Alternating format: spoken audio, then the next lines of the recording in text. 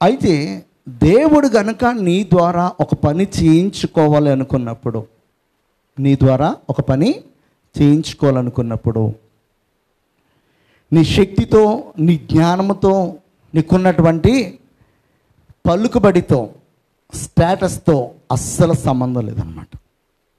అస్సలు సంబంధము లేదు. దేవుడికి కావాల్సింది ఏంటంటే నువ్వు కావాలి. నీ యొక్క శక్తి కాదు, నీ యొక్క జ్ఞానము కాదు, నీకున్నటువంటి ఇమేజ్ అసలు కానే కాదు. ఏదైనా అక్కడ ఏది కూడా దేవుడికి కావాల్సింది ఏంటంటే నువ్వు కావాలి.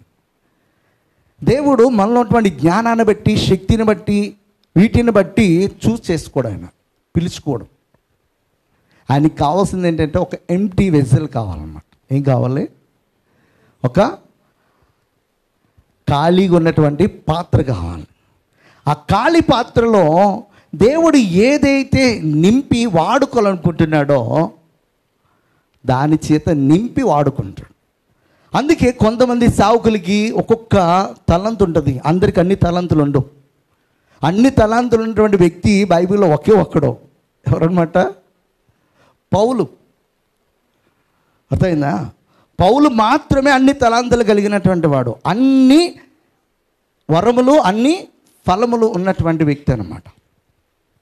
అయితే కొంతమందికి బాగా పాడే స్వరాన్ని ఇస్తాడు, కొంతమందికి వాక్యాన్ని ప్రకటించగలిగే జ్ఞానాన్ని ఇస్తాడు, కొంతమందికి రెండు కలిపేస్తాడు, కొంతమందికి భాషలు మాట్లాడే వరం ఇస్తాడు, కొంతమందికి ఆ భాషల యొక్క అర్థాన్ని, భావాన్ని తెలియపరిచి ఇంకా ఇంకా అవసరతను కొలిది దేవుడు ఏం చేస్తాడనమాట, మనకిస్తాడు, వాడుకుంటాడు. మన దగ్గర ఉన్నటువంటి పాత్రలను మన అవసరత కొలిది మనము ఎలాగైనా వాడుకుంటాం. ఆడవాళ్ళు చూడండి, ఒక పాత్రలో ఎప్పుడు ఒకటే కర్రీ చేస్తారా? ఒకటే విధంగా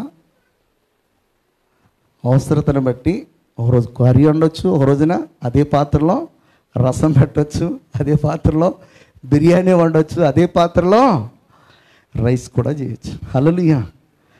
అంటే అవసరతను బట్టి ఆ పాత్ర మారిపోతూ ఉంటుంది. అర్థమైందా? దేవునికి కావలసింది ఏంటంటే మనం కావాలి, మనము కావాలి. మనల్ని పిలుచుకున్న దేవుడు తనకు ఒక సంకల్పం ఉంటుంది, తనకు ఒక ఆలోచన ఉంటుంది. ఆ ఆలోచన యావత్తును కూడా మన ద్వారా నెరవేర్చుకోవాలని చెప్పేసి దేవుడు ఆశపడుతుంటాడు. అయితే మనం ఏం చేస్తామంటే మనకున్న ఆలోచన చేత దేవుని ప్రశ్న వేస్తాం. ఏమనంటే, ప్రభువా నేను సరిగ్గా పాడలేను కదా, నా గొంతు బర్రె గొంతు కదా, నాకు వాక్యం తెలియదు కదా, అసలు బైబిల్ ఒక్కసారి కూడా నేను చదవలేదు కదా, అసలు అబ్రహాముకి పిల్లలు ఎంతమందో నాకు తెలియదు కదా, అసలు ఎవరిని బైబిల్లో నువ్వు బాగా దీవించవు, అసలు ఎవరు చెప్పింపబడినటువంటి వారు ఏంటో అసలు తలా తోక ఏమీ నాకు తెలియదు కదా, నలుగురిలో నిలబడాలంటే నాకు భయం కదా, సిగ్గు కదా అని చెప్పి రకరకాలుగా ఆలోచన చేస్తాం. ఇప్పుడు కనుక మీలో ఎవరినైనా దేవుడు పిలుస్తున్నాడు అని మీకు ఒకవేళ కన్ఫర్మేషన్ వచ్చిందనుకో, మీలో ఎంతమందికి ఇలాంటి ప్రశ్నలు వస్తాయి? మనకి సర్వసాధారణంగా వచ్చే ప్రశ్నలు అన్నమాట. మీకే కాదు, 2011లో దేవుడు నన్ను పిలుస్తున్నాడు అని కన్ఫర్మేషన్ వచ్చినప్పుడు నాకు వచ్చినటువంటి ప్రశ్నలు ఇవే. నలుగురిలో నిలబడలేనటువంటి పిరికివాడిని నేను. నలుగురిలో మోకరించి ప్రార్థన చేయాలంటే పైనుంచి కింద వరకు తడిచిపోతుంది, గుండె టక టక టక కొట్టుకుంటుంది అనమాట. ఆ టైంలో కనుక మన బీపీ చెక్ చేస్తే ఖచ్చితంగా అది ఓవర్గానే ఉంటుంది అనమాట. బేసిక్గా నన్ను నిలబెడితేనే నా గుండె కొట్టుకుంటుంది అనమాట. స్కూల్లో కూడా అంతే, తెలిసిన ప్రశ్న అయినా కూడా చెప్పుకోకుండా స్టాట్యూలో నిలబడేవాడిని అన్నమాట. నేను చదువుతాను అనే విషయం ఎప్పుడు అర్థమవుతుంది అంటే వాళ్ళకి ఎగ్జామ్ పెట్టినప్పుడు అర్థమవుతుంది అనమాట. గంత వరకు కూడా చాలా వరకు తెలియదు.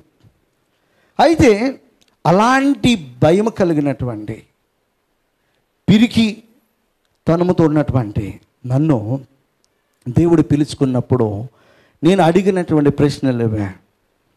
నేను బైబిల్ చదవలేను, బైబిల్ గురించి నాకంత జ్ఞానము లేదు, పాడలేను, పాటలు ఏమి పెద్దగా రావు, కలిపేస్తాను అంతే. చర్చికి వెళ్తే వాళ్ళతో పాటు కలిపేస్తాను, అంతేగాని ఒక్క పాట కూడా చూడకుండా పాడడం అనేది రాదు.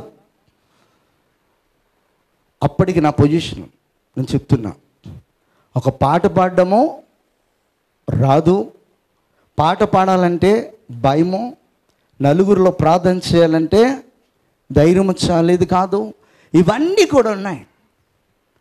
ఇవన్నీ ఉన్నా కూడా దేవుడు చెప్పింది ఒకటే, నువ్వు నా మాట వింటే చాలు, నేను నేర్పిస్తాను నీకు. 2.5 సంవత్సరాల్లో నేను ఒక చర్చికి వెళ్ళినప్పుడు ఆ చర్చిలో ఒక విశ్వాసనే. ఎక్కడికి వచ్చినవాడు అంటే చివరికి వచ్చినవాడిని, లాస్ట్లో. ముందర వెళ్ళినా కూడా లాస్ట్లోనే కూర్చున్నవాడిని. అక్కడ కూర్చున్నటువంటి నన్ను దేవుడు ఒక్కొక్క విషయాన్ని నేర్పించుకుంటూ ఎక్కడికి తీసుకుని వెళ్ళాడంటే అదే చర్చిలో ప్రీచింగ్ చేసే విధంగా తీసుకుని వెళ్ళాడు. విదిన్ 2.5 yearsలో, 2.5 సంవత్సరాల్లోనే నేను అక్కడ 1.5 సంవత్సరం అయిన తర్వాత అక్కడ పాటలు పాడడం, ఆరాధన చేయడము, ఏదైతే నాకు రాదు అని చెప్పానో వాటిని అన్నిటినీ కూడా నేర్పించడానికి దేవుడు ఒక ఇన్స్టిట్యూట్ లాగా దాన్ని వాడుకున్నాడు, నాకు నేర్పించడానికి. దేవునికి కావాల్సింది ఏంటంటే మన యొక్క ఒబీడియన్స్ కావాలి, మన విధేయత కావాలి. మనం ఎప్పుడైతే దేవుడు పిలిచినప్పుడు నేనున్నాను ప్రభువా అని చెప్పేసి ఒక్క మాట ఎప్పుడైతే మనం అంటామో ఆ రోజు నుంచి దేవుడు ఏం చేస్తాడో తెలుసా, మన ఎంప్టీ వెజల్ని ఏ తలాంతుల చేత, ఏ వరముల చేత, ఏ ఫలముల చేత నింపాలో వాటి చేత దేవుడు చక్కగా నింపుకుంటూ వస్తున్నమాట. ఆ నింపుకుంటూ వస్తున్నప్పుడు మనం ఆటోమేటిక్గా ధైర్యాన్ని, శక్తిని, ఇంద్రియ నిగ్రహం కలిగినటువంటి ఆత్మను, అభిషేకంను, వీటన్నిటిని కూడా దేవుడు ఒక్కొక్కటిగా మనకు దయచేస్తున్నప్పుడు అక్కడ 10 మంది ఉండని, 100 మంది ఉండని, 1000 మంది ఉండని, 10,000 మంది ఉండని, ధైర్యంగా దేవుని యొక్క వాక్యాన్ని ఉన్నది ఉన్నట్లుగా ప్రకటించడానికి దేవుడు ఏం చేస్తాడనమాట, ఆ అభిషేకాన్ని, ఆత్మ నడిపింపును దేవుడు ఇస్తాడు. హల్లెలూయా. ఇక్కడ మనం గమనించాల్సింది ఏంటంటే దేవుడికి కావాల్సింది ఎవరు, మనకి టాలెంట్సా మనమా? అర్థం చేసుకోండి. హల్లెలూయా. దేవునికి కావాల్సింది ఎవరన్నమాట, మనం కావాలి. హల్లెలూయా. అందుకే కొరింథీయులకు రాస్తూ చెప్తాడనమాట. ఈ సమయం వచ్చింది కనుక చెప్తున్నాను. 1 కొరింథీయులకు రాసిన పత్రిక 26వ వచనం. సహోదరులారా, మిమ్మల్ని పిలిచిన పిలుపును చూడుడి, మీలో లోకరీతిని జ్ఞానులైనను, గనులైనను, గొప్ప వంశపు వారైనను అనేకులు పిలువబడలేదు, కానీ ఏ శరీరియు దేవుని ఎదుట అతిశయింపకుండునట్లు జ్ఞానులను సిగ్గుపరచుటకు లోకములో నుండి వెర్రివారిని దేవుడు ఏర్పరచుకొని ఉన్నాడు. బలవంతులైన వారిని సిగ్గుపరచుటకు లోకములో బలహీనులైన వారిని దేవుడు ఏర్పరచుకున్నాడు. ఎన్నికైన వారిని వ్యర్థము చేయుటకు లోకములో నీచులైన వారిని, తృణీకరింపబడిన వారిని, ఎన్నిక లేని వారిని దేవుడు ఏర్పరచుకుని ఉన్నాడట. అంటే దేవునికి ఎవరు కావాలన్నమాట, మనం కావాలి. మనక శక్తి కాదు, మన యొక్క జ్ఞానము కాదు, మనకున్నటువంటి పేరు ప్రఖ్యాతులు కాదు. దేవునికి కావాల్సింది ఏంటంటే మన శరీరం కావాలి, మన ప్రాణం కావాలి, మన యొక్క ఆత్మ కావాలి. అది ఎప్పుడైతే మనము దేవునికి సమర్పించుకుని, ప్రభువా నేనున్నాను, నువ్వు ఎలా వాడుకోవాలనుకుంటే నన్ను నువ్వు అలా వాడుకో అని చెప్పేసి ఎప్పుడైతే మనలో ఆ సమర్పణ వస్తుందో దేవుడు మనల్ని వాడుకోవడం మొదలు పెడతాడు. అందుకే రోమీయులకు రాసిన పత్రికలో 12వ అధ్యాయంలో చెప్తాడు ఏమనంటే, కాబట్టి సహోదరులారా, పరిశుద్ధమును దేవునికి అనుకూలమైన సజీవ యాగముగా మీ శరీరములను ఆయనకు సమర్పించుకొనడని దేవుని వాత్సల్యమును బట్టి మిమ్మల్ని బ్రతిమాలు కొనుచున్నాను. ఇట్టి సేవ మీకు యుక్తమైనదే. సహోదరులారా, ఏమంట? పరిశుద్ధమును దేవునికి అనుకూలమైనటువంటి సజీవ యాగముగా మన యొక్క శరీరములను, హల్లెలూయా, మన శరీరము ఎవరికి సొత్తుగా మారిపోవాలన్నమాట? దేవునికి సొత్తుగా మారిపోవాలి. దేవుడి నివాసం చేయడానికి యోగ్యమైనటువంటి మందిరముగా, యోగ్యమైనటువంటి ఆలయముగా మనకి శరీరము ఎప్పుడైతే మారిపోతుందో అప్పుడు దేవుడు ఒక్కొక్క దానిని ఏం చేస్తాడనమాట? నింపటం మొదలు పెడతాడు. ఆయన నింపటం మొదలుపెట్టినప్పుడు మనలో భయం ఎప్పుడు ఎలా పోతుందో తెలియదు, మనలో సిగ్గు ఎప్పుడు ఎలా పోతుందో తెలియదు, మనలోటువంటి పాపము ఎప్పుడు ఎలా పోతుందో తెలియదు. మనలో నింపాల్సినటువంటి వాటి చేత దేవుడు ఒక్కొక్కటిగా నింపుతున్నప్పుడు దేవుని పరిచర్యను అంచెలంచెలుగా అభివృద్ధి చేయడానికి దేవుడు ఆయా కాలాల్లో మనకి ఇవ్వాల్సిన వాటిని ఏం చేస్తారన్నమాట? ఇస్తూ ఉంటాడు. మనము దేవునికి మన యొక్క దేహములను ఆయనకు అనుకూలమైన రీతిగా ఏం చేయాలంట? సమర్పించాలి. దేవుడు నేర్పించేవాడు. ఏ గురువు గారైనా డెడికేటెడ్గా ఏక శిష్యుడైతే పనిచేస్తాడో వాడికి అన్నీ నేర్పిస్తాడు. దొంగలకి నేర్పిస్తారా? మోసం చేసేవారికి నేర్పిస్తారా? ఎవరు డెడికేటెడ్గా నిజంగా నేర్చుకోవాలని ఆసక్తితో ఏదైనా సాధించాలని చెప్పేసి ఆసక్తితో ఎందరైతే పని చేస్తున్నారో వారిని ఎప్పుడు కూడా గురువు ఏం చేస్తాడో అబ్జర్వ్ చేస్తూ ఉంటాడు. ప్రభువైన యేసుక్రీస్తు వారు అద్భుతాలు చేసే చోట అందరినీ తీసుకెళ్ళాడా? 12 మందిని అన్నిసార్లు తీసుకెళ్ళాడు ఆయన? తీసుకుపోలే. ఆయన ప్రేమించే శిష్యుడు ఎవరో, ఆయన కొరకు ప్రాణం పెట్టే శిష్యులు ఎవరో, ఆయన చెప్పింది చెప్పినట్టుగా చేసేవారు ఎవరో, వినేవారు ఎవరో, నమ్మేవారు ఎవరో అన్నీ కూడా ఆయనకి తెలుసు కనుక ఏ సందర్భంలో ఎక్కడికి ఎవరిని తోడుకుని వెళ్ళాలో, ఎవరి దగ్గర ఉండి ఇక అద్భుతాలు చేయాలో, ఎవరితో రహస్యమైన సంగతులను షేర్ చేసుకోవాలో అన్నిటినీ కూడా ఆయన ఎరిగిన వాడే సమస్తమును చేశాడు. ఇక ఉదయకాల సమయంలో దేవుడు మనకి నేర్పించాలంటే మనము నమ్మకమైన వారముగా ఎలాంటి నమ్మిక అంటే, దేవుడు కనుక ఒక పని అప్పగిస్తే ఆ పని కొరకే ఏ సమయమైనా, అది పడుకున్నా, లేచినా, కూర్చున్నా, ఏ పని నువ్వు చేద్దామని అనుకున్నా కూడా, ఏ బిజినెస్ చేయాలనుకున్నా, ఏ ఉద్యోగం చేయాలనుకున్నా, ఏది కట్టాలనుకున్నా, దేవుని కొరకు నీవు ఆలోచన చేసేవాడుగా ఉండు. అంటే నీ ఫస్ట్ ప్రయారిటీ ఎలా మారిపోద్ది అనమాట? ఇది దేవుని కొరకే నేను చేస్తాను. అలా ఎప్పుడైతే మారుతుందో దేవుడు మన జీవితంలో గొప్ప కార్యాలు చేయటము ఆరంభిస్తాడు.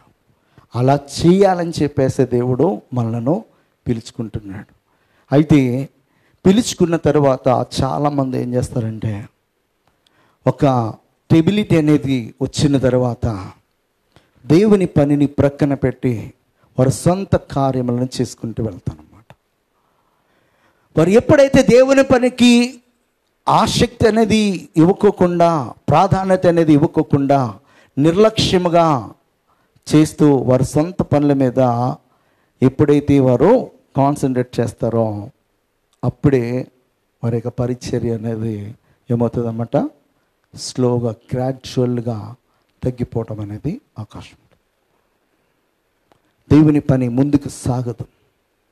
దేవుని పని ముందుకు సాగాలంటే మనం ఏం చేసినా కూడా అక్కడ దేవుని గురించినటువంటి ఆలోచనతో మనం చేస్తూ ఉన్నప్పుడు ఆ పని ముందుకు వెళ్తాం. ఒక మాట మనం చదువుకుందాం. 1 Chronicle చాప్టర్ 28 verses 19 చదువుదామా? మొదటి దినవృత్తాంతాల గ్రంథము 28వ అధ్యాయము 19వ వచనం. ఇవన్నీ అప్పగించి యెహోవా హస్తము నా మీదకి వచ్చి ఈ మచ్చుల పని అంతయు రాత మూలకముగా నాకు నేర్పెను అని సొలొమోనుతో చెప్పాను. మరియు దావీదు తన కుమారుడిని సొలొమోనుతో చెప్పినది ఏమనగా, నీవు బలము పొంది ధైర్యము తెచ్చుకొని ఈ పని పూనుకొనుము, భయపడకుండము, వెరవకుండము. నా దేవుడైన యెహోవా నీతో కూడా ఉండును. యెహోవా మందిరపు సేవను గుచ్చిన పని అంతయు నువ్వు ముగించు వరకు ఆయన నిన్ను ఎంత మాత్రమునో విడవకుండాను. హల్లెలూయా. ఇక్కడ చాలా చక్కటి మాట భక్తుడంటే దావీదు చెప్తున్నాడు. దేవుడు దావీదుని ఎందుకు పిలిచాడు అంటే, శత్రు రాజ్యాలన్నిటినీ కూడా జయించి ఆ శత్రు రాజ్యాలన్నిటిపైన ఇజ్రాయేలు రాజుగా రాజ్యాన్ని పరిపాలన చేయాలని, దేవుడు ఏదైతే వాగ్దాన దేశముగా వీరికి ఏ భూభాగాన్ని అయితే ఇచ్చాడో ఆ భూభాగాన్ని అంతటిని కూడా సమకూర్చడానికి తిరిగి దేవుడు దావీదుని పిలుచుకున్నాడు. అయితే దావీదు తను పిలిచినటువంటి దేవుని గురించినటువంటి ఆసక్తి అనేది తనకి మొదటి నుంచి ఉందన్నమాట. అది మధ్యలో వచ్చినది కాదు. తన్ని పిలవక మునిపే దేవుని ఎడల విశ్వాసము, భయము, భక్తి, నమ్మిక కలిగినటువంటి వాడన్నమాట. ఒక కీర్తనలో అతని గురించి చదువుతున్నప్పుడు చాలా ఆశ్చర్యం వేస్తుంది. నేను నా తల్లి యొద్ద స్తన్యపానం చేయుచుండగా నాకు నమ్మిక కలుగజేసిన వాడు నీవే అంట. ఏమంట? నా తల్లి యొద్ద స్తన్యపానం చేయుచుండగా అంటే పాలు తాగుచుండగా నమ్మికను కలుగజేసిన వాడవు నీవే. అంటే దేవుని పైన నమ్మిక తనకి ఎప్పటి నుంచి ఉందన్నమాట? పాలు తాగే వయసు నుంచి ఉంది. పాలు తాగే వయసు నుంచి పశువుల కాపరిగా ఉన్నప్పుడు ఇశ్రాయేలు ప్రజలను తనకి మందగా చేసి తన్ని రాజుగా చేసినప్పుడు, రాజు నుంచి రాజులకు రాజుగా చక్రవర్తిగా చేసినప్పుడును తను చనిపోయేంత వరకు కూడా ఎవరిపైన నమ్మకం ఉందన్నమాట? దేవుని పైన నమ్మకం ఉంది. అలాంటి నమ్మిక కలిగిన వాడు కనుకనే తను ఎక్కడికి వెళ్తే అక్కడ దేవుడు ఏమిచ్చాడనమాట? జయాన్నిచ్చాడు. జయాన్నిచ్చిన ప్రతి చోట కూడా తను ఏం చేస్తున్నాడన్నమాట? నన్ను ఇంతగా దీవించిన, నా పట్ల ఇంత ఉన్నతమైన ప్రణాళిక కలిగిన, నేను ఎక్కలేనంత కొండపైకి నన్ను ఎక్కిస్తున్నటువంటి ఆ దేవునికి కొండపైన చాలా చాలా విలువైనటువంటి మందిరము, విలువైనటువంటి బంగారము, వెండి, ఇత్తడి, రాగి, ఇనుము, రకరకాల దేవదారు మ్రాణుల చేత, వజ్ర వైదుర్యముల చేత, ఇదిగో ఈ సమస్త భూ ప్రజలందరూ కూడా మాట్లాడుకునే విధముగా ఒక మందిరాన్ని కట్టాలని చెప్పేసి దాన్ని పిలిచిన నాట నుంచి కూడా దావీదు ఏం చేస్తున్నాడు అన్నమాట? మందిరము కొరకు ఏం చేస్తున్నాడు? యుద్ధానికి వెళ్ళిన ప్రతి చోట కూడా యుద్ధంలో దోపుడు సొమ్ము అనేది దొరుకుతుంది. ఈ దోపుడు సొమ్ములో శ్రేష్టమైనదంతా కూడా యెహోవాకు అర్పితం అంటున్నాడు అన్నమాట. ఏమంటున్నాడు? యెహోవాకు అర్పితం. అలాగా దేవుని కొరకు తను సంపాదించి కూడబెట్టినది ఎంతంటే 2 లక్షల మణుగుల బంగారం. ఒక మణుగు ఈక్వల్ టు అరౌండ్ 40 kgs అన్నమాట. ఎంత? ఒక మణుగు ఈక్వల్ టు అరౌండ్ 40 kgs. అంటే 2 లక్షల మణుగులు అంటే ఎన్ని కేజీలమ్మా? 80 లక్షల కేజీలు. మన దగ్గర 1 కేజీ బంగారం ఉంటే నువ్వేంట్రా నాతో మాట్లాడేదే కదా. మళ్ళీ ఇంతలా సైనిగానే మెడ ఆటోమేటిక్గా ఇలా లెగిస్తుంది అనమాట. అలా కూడా 5 గుండెలు పెడతామో 5 గుండె తీసేసి కనపడాల. మన దగ్గర ఏముంది? బంగారం. హల్లెలూయా, హల్లెలూయా. మన దగ్గర 10 గ్రాములు బంగారం ఉంటేనే మెడలీసిపోయి పై బటన్ ఊడిపోతే అక్కడ ఎంత ఉంది? 80 లక్షల కేజీలు. అదిగాక 10 కోట్ల మణుగుల వెండంట. హల్లెలూయా. దావీదు యుద్ధానికి వెళ్ళిన ప్రతి చోట కూడా తను చేసిన పని ఏంటంటే, తన ఆలోచన, తన ఇంటెన్షన్ అంతా కూడా ఒకటే. ఏంటంటే, నేను మంచి ఇంటిలో ఉంటున్నాను, కానీ నా దేవుని యొక్క మందిరము ఎక్కడ ఉంటుంది? ఒక గుడారంలో తెరల చాటున ఉంటుంది. ఆ సాక్ష్యపు గుడారము, ఆ మందస్సము మరి చూడ్డానికి చాలా చాలా హీనమైన స్థితిలో ఉంది. ఎందుకంటే నేనేమో చక్కగా కట్టినటువంటి రాణులతోటి ఇటుకలతో కట్టినటువంటి మంచి ఇంట్లో ఉంటే, దేవుని యొక్క మందస్సము ఒక తెరల చాటున ఒక గుడారంలో ఉంది. అది తనకి నచ్చేది కాదన్నమాట. తను యుద్ధానికి వెళ్ళిన ప్రతిసారి ఏం చేస్తున్నాడు అన్నమాట? శ్రేష్టమైనదంతా తీసి ప్రక్కన పెడతా ఉన్నాడు. ప్రక్కన పెట్టి పెట్టి పెట్టి పెట్టి ఒక రోజున తను అనుకున్నటువంటి సమృద్ధి అయినటువంటి ఆ ధనం ఉన్నప్పుడు అంతా ఉంది. దేవుడు తన యొక్క చిత్తం ఎలాగున్నదో కట్టేద్దాం అని చెప్పేసి ప్రవక్త అయినటువంటి నాతానికి ఎప్పుడైతే ఈ మాటని చెప్పాడో, ప్రవక్త అయినటువంటి నాతానికి దావీదు పైన ఎంత నమ్మకమో తెలుసా? ఇన్ని సంవత్సరాలుగా నేను నిన్ను చూస్తున్నాను, నువ్వు ఎక్కడికి వెళ్తే అక్కడ నీ దేవుడని యెహోవా నీకు తోడుగా ఉండి నీ ప్రతి ఒక్క యుద్ధంలో జయాన్నిచ్చాడు. ఈ విషయంలో కూడా దేవుడు నీకు తోడుగానే ఉంటాడు, దేవుడు సహాయం చేస్తాడు. నువ్వు అనుకున్నది అనుకున్నట్టుగా చేసే అన్నాడు. చేసి అని చెప్పేసి దావీదుని ఎంకరేజ్ చేసేసి వెళ్ళిపోయాడు. ఇంటికి వెళ్ళిన తర్వాత ప్రేయర్ చేస్తూ ఉంటే నాతాను ప్రవక్తతో దేవుడు మాట్లాడుతున్నాడు. నేను దావీదుతో నా మందిరమును కట్టించుకోవాలని ఆసక్తి అయితే లేదయా నాతాను. తనకున్నటువంటి ఆసక్తిని బట్టి, తనకున్నటువంటి మక్కువ చేత, తనకున్నటువంటి ప్రేమ చేత నా మందిరం పట్ల తన గర్భాన్ని పుట్టినటువంటి కుమారుడికి నేను అవకాశం ఇస్తున్నాను అని చెప్పి దేవుడు తన యొక్క ఆలోచనను దావీదుకి నాతాను ప్రవక్త ద్వారా తెలియపరచడం జరిగింది. అప్పుడు తను బాధపడలే, దుఃఖపడలే. మనకు అన్నీ ఉన్నప్పుడు, మనం కట్టాలని అనుకున్నప్పుడు, మనకు ఎవరైనా మాట చెప్పినప్పుడు, మన గర్భాన్ని పుట్టబోయే బిడ్డకు దేవుడు ఇస్తున్నాడని చెప్పినప్పటికీ కూడా కొంచెం బాధ అయితే కలుగుతుంది. నేను కష్టపడి, నేను సమకూర్చి, నేను నీ మందిరము కట్టాలని, నీ కొరకు ఒక ఉన్నతమైనటువంటి స్థలంలో ప్రపంచ దేశాలన్నీ కూడా చెప్పుకునే విధముగా విలువైన మందిరాన్ని కట్టాలని నేను ఆశపడుతుంటే, అన్నీ ఉన్నా నాకు ఇవ్వకుండా నా గర్భాన్ని పుట్టే బిడ్డకి ఇస్తావా అని చెప్పేసి చాలామంది ఏం చేస్తారంటే నిరుత్సాహపడతారు, బాధపడతారు. కానీ దావీదు బాధపడలా. అక్కడ దేవుని సన్నిధిలో చాలా మంచి ప్రార్థన చేస్తాడు. అక్కడ రాజైన దావీదు వచ్చి యెహోవా సన్నిధిలో కూర్చుండి ఇలాగ మనం చేస్తున్నాం. దేవా యెహోవా, నీవు నన్ను ఇంత ఇచ్చులోనికి తెచ్చుటకు నేను ఎంతటి వాడను? నా ఇల్లు ఏమాత్రపుది. దేవా, ఇది నీ దృష్టికి స్వల్ప విషయమే.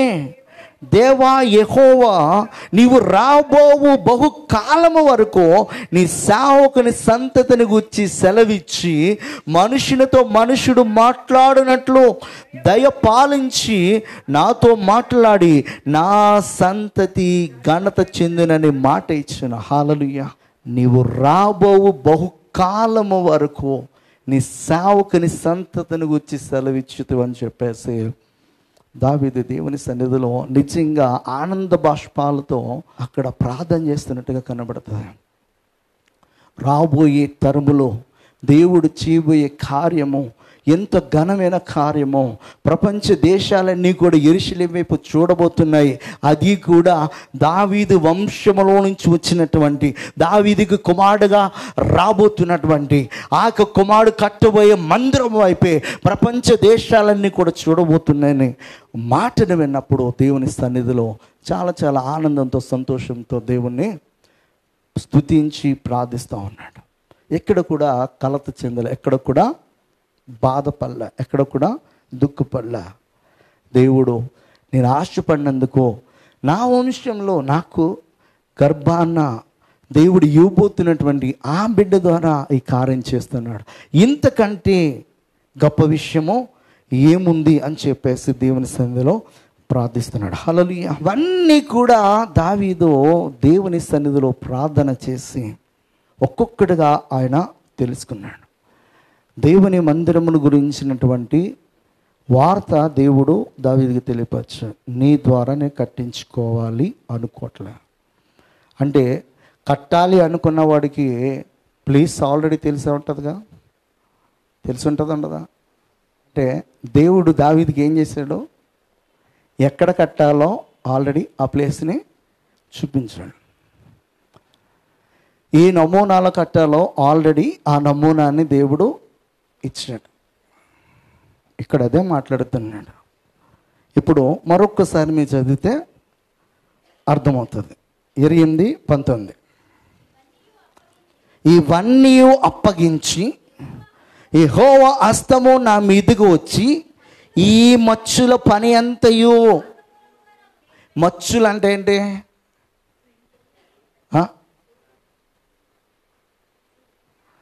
ఇప్పుడు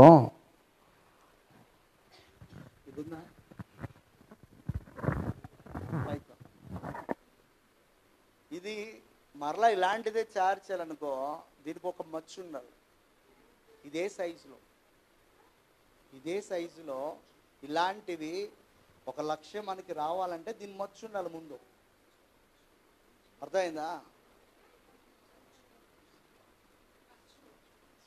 దేవాలయానికి ఏది ఎక్కడ ఏం చేయాలో వాటికి కావలసినటువంటి సైజు, వాటి మచ్చు అంతా కూడా ఏం చేశాడన్నమాట, ఈయన రెడీ చేసి పెట్టాడు. ఈయన రెడీ చేసి పెట్టడానికి ఎవరు రాతు మూలకంగా నేర్పించారనమాట, దేవుడైన యెహోవా. ఇప్పుడు ఆ మాటలు కూడా మీరు చదివితే మొదటి దినవృత్తాంతాల్లోనే కొన్ని మాటలు మీరు అక్కడ చదివితే మీకు అర్థమవుతుంది. 8వ అధ్యాయంలో 11వ మాట చదువుతారు. 11. అప్పుడు దావీదు మంటపమునకును మందిరపు కట్టడమునకును బొక్కసపు సాళ్లకును మేడగదులకును లోపలి గదులకును కరుణాపీఠపు గదికిని యెహోవా మందిరపు ఆవరణములకును వాటి చుట్టూన్న గదులకును దేవుని మందిర బొక్కసములకును ప్రతిష్ఠిత వస్తువుల బొక్కసములకును తాను ఏర్పాటు చేసి సిద్ధపరిచిన మచ్చులను తన కుమారుని సొలొమోనుకి అప్పగించు. అక్కడ చుట్టూ ఉన్న గదులకు దేవుని మందిరపు బొక్కసము వీటన్నిటికీ కూడా ఏం చేశాడన్నమాట, ఆయన తయారు చేసి ఉంచేశాడు. ఈ తయారు చేయడానికి ఎవరు నేర్పించారు ఆయనకి? యెహోవా నేర్పించాడు. నేను ఎందుకు స్టార్టింగ్లో చెప్పానో తెలుసా? దేవుడు మనలను వాడుకోవాలనుకుంటే దేవుడే తన జ్ఞానం చేత నింపుతాడు, తన శక్తి చేత నింపుతాడు, తన ఆత్మ చేత నింపుతాడు, తన అభిషేకాన్ని అనుగ్రహిస్తాడో ఆయన మనల్ని వాడుకుంటాడు.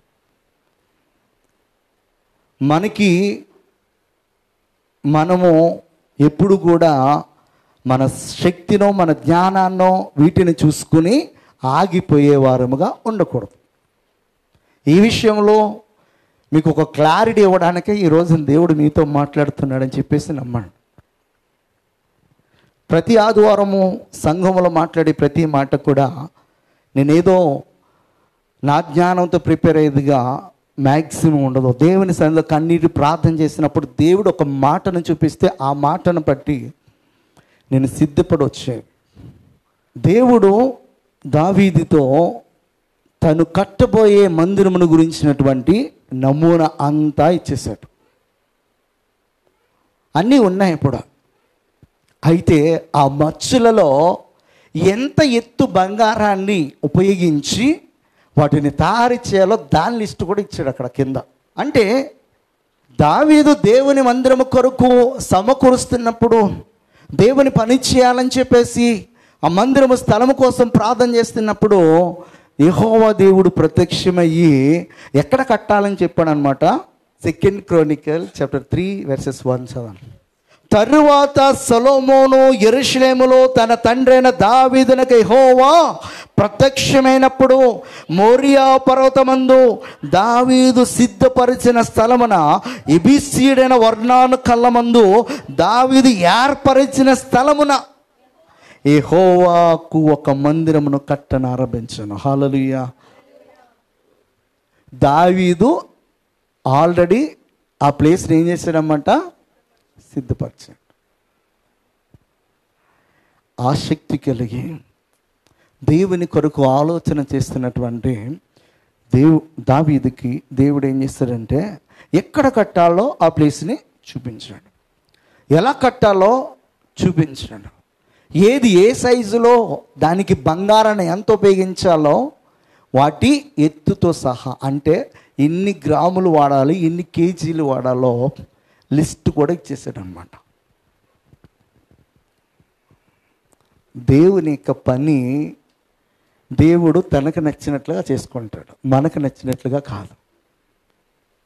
చాలామంది ఏమనుకుంటారంటే మనకు నచ్చినట్టుగా చేద్దాం అనుకుంటాం. మనకు నచ్చినట్టుగా చేస్తే అది అవ్వదు, అది మన పని అవుతుంది కానీ దేవుని పని అవుతుందా?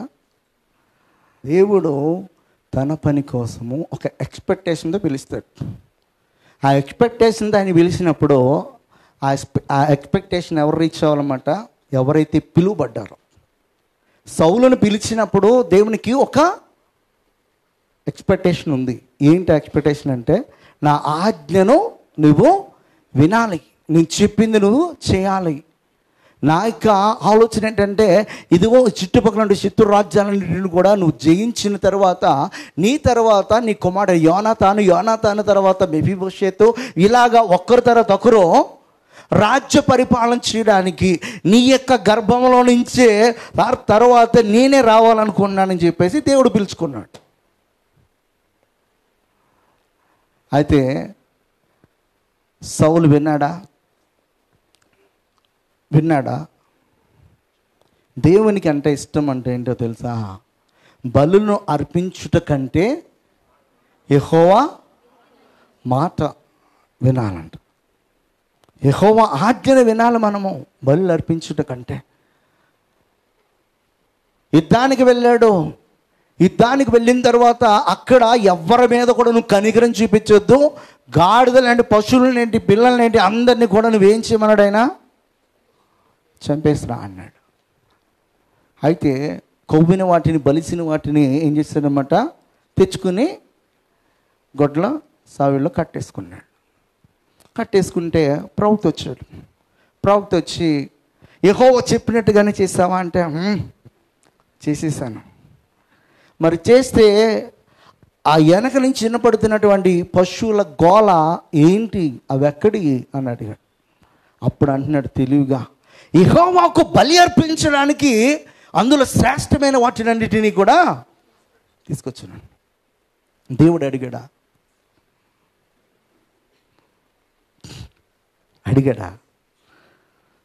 ఆయన అడిగింది ఏంటి? అన్నిటినీ కోసేసిరా, ఆకాశ పక్షులకి, భూజంతువులకి అవి ఆహారంగా చేసేసిరా అన్నాడు. ఈయన ఏం చేశాడు? ఈయనకి నచ్చింది వదిలిపెట్టలేకపోయాడు. అక్కడ ఏం చేస్తున్నాడు? దేవుని పేరు చెప్తున్నాడు. అంతే, నీ పోస్టు ఊస్టింగ్ అయిపోయింది అన్నాడు దేవుడు. అంతే. ఎందుకు ఊస్టింగ్ అయిపోయిందంటే ఆజ్ఞను అతిక్రమించాడు. దేవుడు చెప్పినట్లుగా చేయడానికి ఇష్టపడలా, తనకు మనసుకు నచ్చింది చేయాలనుకున్నాడు. అప్పుడు ప్రవక్తను పంపించి దేవుడు ప్రవక్త ద్వారా మాట్లాడుతున్నాడు. నా ఇష్టమును, నా చిత్తమును, నా హృదయ వాంఛలను, నా కోరికను నెరవేర్చు ఒకరిని నేను కనుగొన్నాను. అతడు ఎవరో కాదు, యెష్షయికి పుట్టినటువంటి 8వ వాడుగా పిలువబడుతున్నటువంటి గొర్రెలు కాపరిగా ఉన్నటువంటి దావీదు అని చెప్పేసి దేవుడు గొర్రెలు కాసుకుంటున్నటువంటి ఆ దావీదుని పిలుచుకుని తన చిత్తమంతా కూడా ఏం చేసుకున్నాడు అన్నమాట, నెరవేర్చుకున్నాడు. అక్కడ ఈ మాట ఎందుకు చెప్తున్నానంటే, దావీదుకి దేవుని మందిని కట్టాలని యోచన ఉంది, కానీ దేవుని చిత్తం ఏంటనమాట, సొలొమోను ద్వారా కట్టించుకోవాలని దేవుని యొక్క చిత్తం. ఇక మాటలను ధ్యానం చేస్తున్నటువంటి మనందరం కూడా గమనించాల్సింది ఏంటంటే, ప్రియమైన సహోదరి సహోదరుడా, ఒక మందిర విషయంలోనే దేవుడు అంత క్లారిటీగా తన సేవకుడైన దావీదుకి తెలియపరిస్తే, నీవు నేను అంతకంటే విలువైనటువంటి మందిరాలం.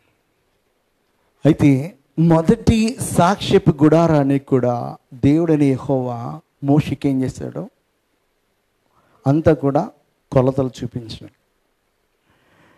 పరలోకంలో ఉన్నటువంటి ఆ మందిరంలో సేవోపకరణములు ఎలాగైతే ఉన్నావో అవన్నీ కూడా దేవుడు ఏం చేశాడన్నమాట, మోషేకి కనుపరిచాడు. మోషేకి కనుపరిచి ఏది ఎలా చేయాలో, ఏ వుడ్డుతో చేయాలో, ఏక బంగారమా వెండ ఇత్తడి ఏమి ఉపయోగించాలా అని చెప్పేసి వాటి గురించినటువంటి వివరణ అంతా కూడా దేవుడు కొండ మీద చూపించాడు. అవునా కదా? మనకి డైరెక్ట్ రెఫరెన్స్ ఒకటి చదివేసి మనం ముందుకు వెళ్ళిపోదాం. హెబ్రీయులకు రాసిన పత్రిక 8వ అధ్యాయం 5వ వచనం. మోషే గుడారమును అమర్చిపోయినప్పుడు కొండ మీద నీకు చూపబడిన మాదిరి చొప్పున సమస్తమును చేటకు జాగ్రత్త పడము అని దేవుని చేత హెచ్చరింపబడిన ప్రకారము ఈ యాజకులు పరలోక సంబంధముకు వస్తువుల ఛాయారూపకమైన గుడారమునందు సేవ చేయుదురు. హల్లెలూయా. మోషేకి దేవుడు కొండ మీద చూపించాడు. ఏమనంటే, ఆ సాక్ష్యపు గుడారము లెంత్ ఎంత ఉండాలి, దాని విడ్త్ ఎంత ఉండాలి, హైట్ ఎంత ఉండాలి, మందసం పెట్టి బాక్స్ ఎంత ఉండాలి, అక్కడుండే దీపస్తంభం ఎంత ఉండాలి, ఏ ఆర్నమెంట్స్తో చేయాలని చెప్పేసి అన్నీ కూడా దేవాతి దేవుడు ఏం చేస్తాడనమాట, లిస్ట్ అవుట్ ఇచ్చాడు. కొండ మీద దర్శనం చూపించాడు. దర్శనాన్ని చూసింది మోషే, చేసింది ఎవరో, బెసలేలు అహోలియాబ్. అంతేనా? నిర్గమకాండం 31 చదువు. నేను యూదా గోత్రములో హూరు మనవడును హూరు కుమారుడైన బెసలేలను పేరు గలవాణిని పిలిచి తిని విచిత్రమైన పనులను కల్పించుటకును, బంగారుతోను వెండితోను ఇత్తడితోను పనిచేటకును, పొదుగుటకు రత్నములను సానబెట్టుటకును, కర్రను కోసి చెక్కుటకును, సమస్త విధములైన పనులను చేటకును, జ్ఞాన విద్య వివేకములు సమస్తమైన పనులు నేర్పును వానికి కలుగునట్లు వానిని దేవుని ఆత్మ పూర్ణినిగా చేస్తున్నాడు. హల్లెలూయా. మొదటి సాక్ష్యపు గుడారంలో ఉన్నటువంటి వస్తువులు తయారు చేసింది ఎవరన్నమాట? ఇక్కడ ఆ బెసలేలు ఎవరి జాతికి చెందినోడు అంటే, మొదటి మందిరాన్ని కట్టించుకునేటప్పుడు కూడా, మొదటి సాక్ష్యపు గుడారాన్ని వేసుకునేటప్పుడు కూడా దేవుడు ఎవరికి ప్రాధాన్యత ఇచ్చాడు? అక్కడ యూదా వారికి ఇచ్చాడు. రెండో మందిరాన్ని కట్టింది కూడా ఎవరన్నమాట? యూదా వారు. మూడో మందిరాన్ని కట్టేది కూడా ఎవరన్నమాట? యూదా వారు. హల్లెలూయా, హల్లెలూయా. మొదటి మందిరమును దర్శనము చూసింది మోషే అయితే, పని చేసింది ఎవరన్నమాట? బెసలేలు అహోలిబా. రెండో మందిరమును కట్టడానికి ప్రయత్నం చేసి దర్శనం చూసింది ఎవరన్నమాట? దావీదు. అయితే కట్టింది ఎవరన్నమాట? సొలొమోను. మూడో మందిరముగా పిలువబడుతున్నటువంటి నిన్ను నన్ను దేవుడు కట్టడానికి దర్శనాన్ని కలిగి ఉన్నటువంటి తండ్రి కుమారుడు యేసుక్రీస్తు ద్వారా, యూదా గోత్రికుడిగా పిలువబడుతున్నటువంటి యేసుక్రీస్తు ద్వారా దేవుడు నిన్ను నన్ను కట్టుతున్నాడు. హల్లెలూయా. దర్శనం చూసింది మోషే, దర్శనం చూసింది దావీదు, దర్శనాన్ని కలిగి ఉన్నది తండ్రి అయిన దేవుడు. ఆ దర్శనము నెరవేర్పు యూదా గోత్రిగా పిలువబడుతున్నటువంటి బెసలేలు అహోలిబా.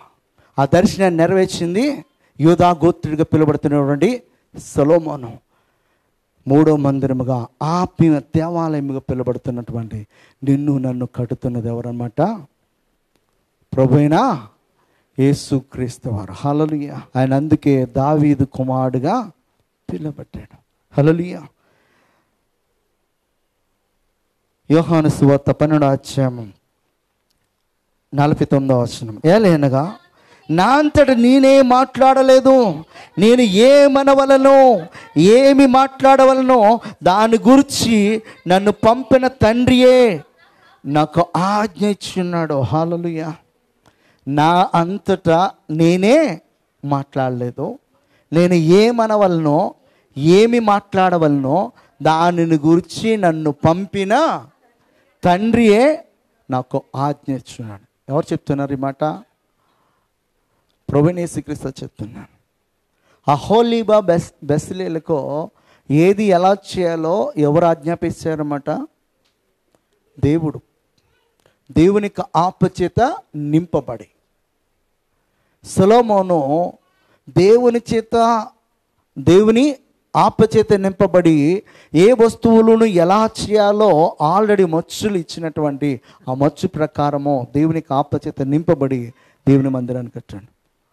ఈ రోజున దేవుడు నిన్ను నన్ను కట్టడానికి ఆయన యొక్క కుమారుడిగా పిలువబడుతున్నటువంటి యేసుక్రీస్తు ద్వారా మనలను కడుతున్నాడు.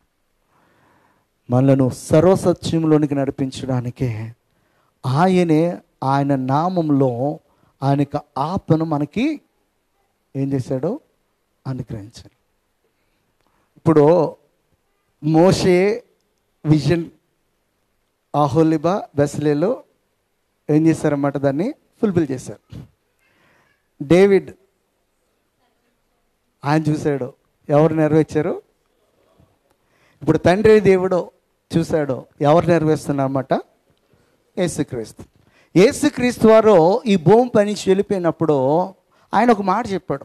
ఏమనంటే, తండ్రి నా పేరట ఒక ఆదరణకర్తను, ఒక ఉత్తరవాదిని, పరిశుద్ధాత్మను పంపిస్తున్నాడు.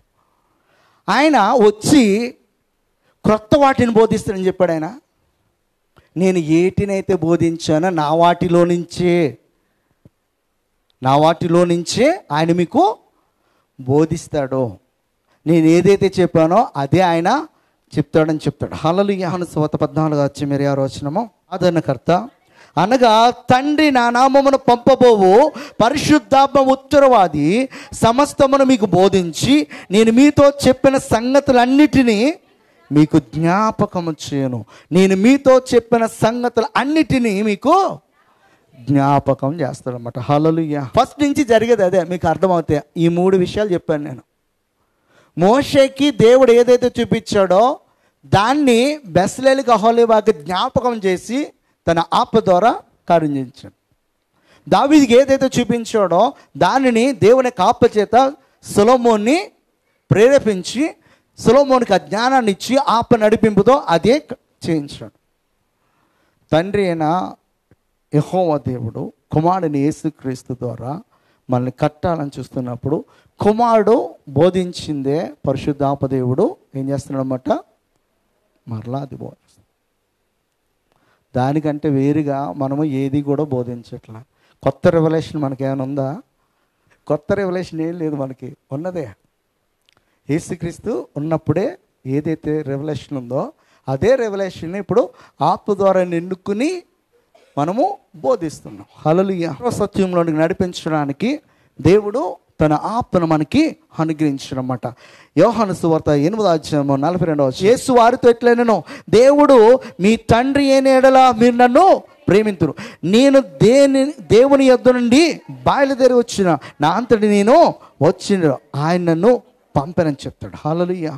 5:30 నా అంతటి నేను ఏమీ చేయలేను, నేను వినున్నట్లుగా తీర్పు తీర్చున నన్ను పంపిన వాని చిత్త ప్రకారమే చేయగోరుదును కానీ నా ఇష్ట ప్రకారం చేయగోను గనుక నా తీర్పు న్యాయమే. హల్లెలూయా. నన్ను పంపిన వాని ఇష్ట ప్రకారము. హల్లెలూయా. నన్ను పంపిన వాని ఇష్ట ప్రకారం అంటే అక్కడ తండ్రి అయిన దేవుడు మనల్ని కట్టాలని ఆయనక ఇష్టము, ఆయనకొక ఆలోచన, అనేక ప్రణాళిక. ఎవరి ద్వారా అంటే క్రీస్తు ద్వారా. సాక్ష్యపు గుడారము కట్టాలని అనుకున్నప్పుడు మోషేకి ఎలాగైతే దేవుడు దర్శనం చూపించి దాన్ని కట్టించాడో, అలాగే తండ్రి అయిన దేవుడు మనందరి పట్ల ఒక దర్శనాన్ని కలిగి ఉండి పాడైపోయినటువంటి, చెదిరిపోయినటువంటి, లోకంలో పాపంలో మునిగిపోయినటువంటి మనందరినీ కూడా తిరిగి వెనక్కి తీసుకొని రావడానికి, కట్టడానికి ఆయన తన కుమారుడు యేసుక్రీస్తు వారిని లోకానికి పంపడం జరిగింది. ఆయన వెళ్ళిపోతూ తన యొక్క ఆత్మను మరలా మనకి ఇవ్వటం జరిగింది. ఆ ఆత్మ ద్వారానే మనము నింపబడి సర్వసత్యంలోనికి నడిపింపబడుతున్నాం. ఆ ఆత్మ ద్వారానే మనము ఆయనకు కుమారులుగా, కుమార్తెలుగా స్వీకరింపబడుతున్నాం. ఎందరైతే దేవుని యొక్క ఆత్మ చేత నడిపింపబడుదురో వారందరూ కూడా దేవుని కుమారులు, కుమార్తెలు అనబడుదురు. ఈ ఆత్మ మనకు బోధిస్తున్నాడు. ఎక్కడి నుంచి బోధిస్తున్నాడంటే క్రీస్తు ఏదైతే బోధించాడో ఆయన వాటిలోంచి బోధిస్తున్నాడు. కనుక దేవుడు కట్టేవాడు. దేవునికి కావాల్సింది మనం కానీ, మన యొక్క శక్తి కానీ, జ్ఞానము కానీ, బలము కానీ ఏది కూడా ఆయనకి అవసరం లేదు. మనం ఆయన మాట వింటే ఆ జ్ఞానాన్ని, ఆ యొక్క బలాన్ని, ఆ ధనాన్ని అన్నిటినీ కూడా దేవుడు ఏం చేస్తాడనమాట, ఇస్తాడు. ఆనాడు మోషే సాక్ష్యపు గుడారం కట్టడానికి ఇశ్రాయేలుకు పిలుపునిస్తే ఇశ్రాయేల్ అందరూ కూడా ఏం చేశారో తెలుసా? చూద్దాం ఒకసారి. ఇశ్రాయేలు సర్వ సమాజం ఎట్లైనను యెహోవా ఆజ్ఞాపించినదేమనగా, మీరు మీలో నుండి యెహోవాకు అర్పణ పోగు చేయండి. ఎట్లనగా బుద్ధి పుట్టిన ప్రతివాడు యెహోవా సేవ నిమిత్తము బంగారు, వెండి, ఇత్తడి, నీల, ధూమ, రక్తవర్ణములు, సన్ననార, మేక వెంట్రుకలు, ఎర్ర రంగు వేసిన పొట్టేళ్ళ తోళ్ళు, ఇవన్నిటినీ కూడా వాళ్ళు ఏం చేస్తారన్నమాట, తీసుకుని వచ్చే వాళ్ళు ఎప్పటి వరకు తీసుకొచ్చారంటే మోషే వద్దనే వరకు తీసుకొచ్చారంట. దేవుని యొక్క పని కొరకు ఇశ్రాయేల్లో ఎలా పని చేస్తారంటే ఆ దినాలలో వారి శక్తికి మించి కూడా ఆ పని కొరకు వారు మరి ఆ సాక్ష్యపు గుడారము కొరకు, సేవ పరిచయ కొరకు అక్కడ ఉన్నటువంటి బంగారు, వెండి, ఇత్తడి, ఇంకా రకరకాల మరి రత్నాలతోటి, వివిధమైనటువంటి రాళ్లతోటి, చర్మపు కాగితాలు, వీటన్నిటి ద్వారా దేవుని మందిరాన్ని ఎలా అలంకరించుకోవాలో ఎవరికి దేవుడు ఇస్తే దాని ప్రకారం వారందరూ కూడా అన్నిటిని తీసుకొని రావడం జరిగిందన్నమాట. కనుక మనం కూడా దేవుని పరిచర్య కొరకు, దేవుని మందిరం కొరకు, దేవుని ఆలోచన నెరవేర్చుట కొరకు ఎప్పుడైతే మనం పని చేయటం మొదలు పెడతామో దేవుడు వాటికి కావాల్సిన వాటన్నిటిని కూడా మనకి అనుగ్రహిస్తారన్నమాట. అటువంటి కృప దేవుడు మనందరికీ కూడా అనుగ్రహించునుగాక. ఆమేన్. ప్రార్థన చేసుకుందాం.